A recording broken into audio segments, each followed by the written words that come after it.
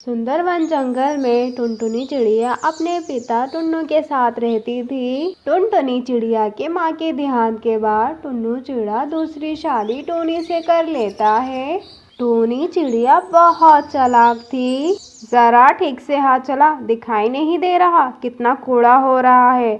अपने बापू के सामने तो तेरी जबान बहुत कैंची की तरह चलती है और अब झाड़ू देते टाइम हाथ नहीं चल रहे। माँ, कल रोटी बनाते वक्त मेरे पैर जल गए थे, इसीलिए झाड़ू नहीं दे पा रही। तभी टुन्नू चिड़ा वहाँ आ जाता है। क्या बात हो रही है दोनों माँ बेटियों में? अरे, मैं टुनटुनी से बोल रही थी कि अगर तेरा पैर जल गया था तो मुझसे क्यों नहीं बोला, मैं दवाई लगा देती। टूनी, तुम सौतेली माँ होकर भी टुनटुनी का कितना ख्याल रखती हो। टुनटुनी और मैं बहुत किस्मत वाले हैं। अच्छा, अब मैं चलता हूँ, मुझे 2 दिन के लिए दूसरे जंगल जाना है, एक बहुत ज़रूरी काम है।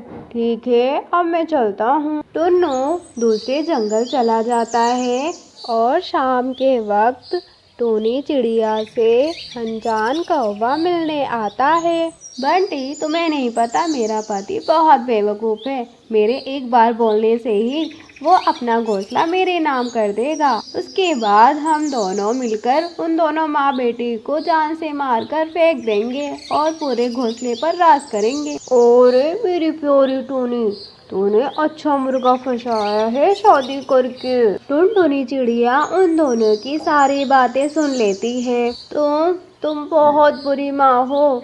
मैं पिताजी को तुम दोनों की सच्चाई बता दूंगी। और टुनटुनी, इसने तो सब सुन लिया, ये हमारा प्लान चौपट कर देगी। ये जिंदा रहेगी तब ना। एक काम करते हैं, इसको यहाँ बेहोश कर देते हैं और इसे जंगल ले जाकर मार देंगे और कोई समझेगा इसको कोई जंगली जानवर खा गया और हम पर कोई शक भी नहीं करेगा। टूनी चिड़िया टुनटुनी को बेहोश कर देती है और उसे दूसरे जंगल ले जाकर एक पेड़ से बांध देती है और वहाँ से अपने जंगल को चली जाती है। थोड़ी देर बाद टुनटुनी चिड़िया को होश आ जाता है और वो घना जंगल देख के बहुत ज्यादा डर जाती है और रोने लगती है। बापू, आप मुझे छोड़कर कहाँ चले गए? ये माँ बहुत गंदी है, मुझे यहाँ अकेला छोड़ दिया। बापू, आप जल्दी आ जाओ। टुनटुनी चिड़िया रोते रोते भूखी ही सो जाती है और थोड़ी देर बाद रात हो गई थी। वहाँ अजीब अजीब सी आवाजें आ रही थी। तभी वहाँ एक बंजारन तोती आती है और वे टुनटुनी को जगाकर बोलती है। टुनटुनी चिड़िया उसे देखकर बहुत डर जाती है। अरे बिटिया, तुम्हें यहाँ किसने बांध दिया? मैं यहाँ से गुजर रही थी, तभी मैंने तुम्हें बंधा हुआ देखा तो रुककर तुम्हें आवाज लगा दी। चलो, मैं तुम्हें खोल देती हूँ। टूनी चिड़िया को हरी काकी खोल देती है। आपका बहुत बहुत शुक्रिया काकी। लेकिन हरी काकी, आप कौन है? मैं एक बंजारन हरी तोती हूँ। मैं यहाँ अपने कबीले के साथियों के साथ आई थी, लेकिन मैं थोड़ा धीरे उड़ती हूँ, इसीलिए वो लोग आगे निकल गए। पता नहीं कहाँ बसेरा बसा रहे होंगे और मेरी तुम्हारे ऊपर नज़र पड़ी तो मैं तुम्हारे लिए रुक गई।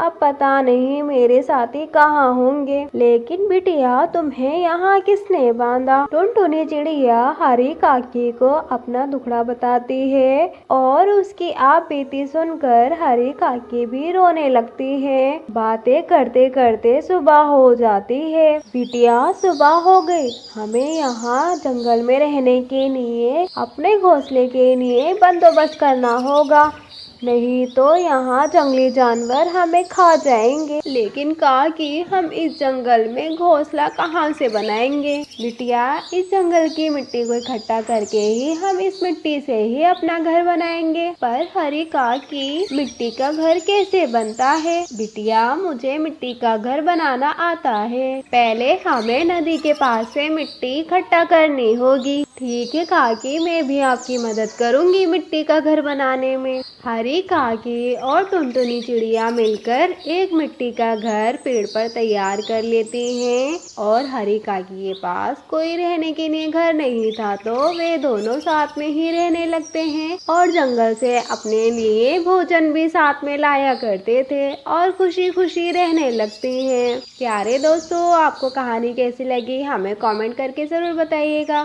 और हाँ दोस्तों, अगर आप इस चैनल पर नए हैं तो चैनल को सब्सक्राइब और वीडियो को लाइक ज़रूर कीजिएगा और अपने प्यारे दोस्तों के साथ शेयर करना ना भूलिएगा।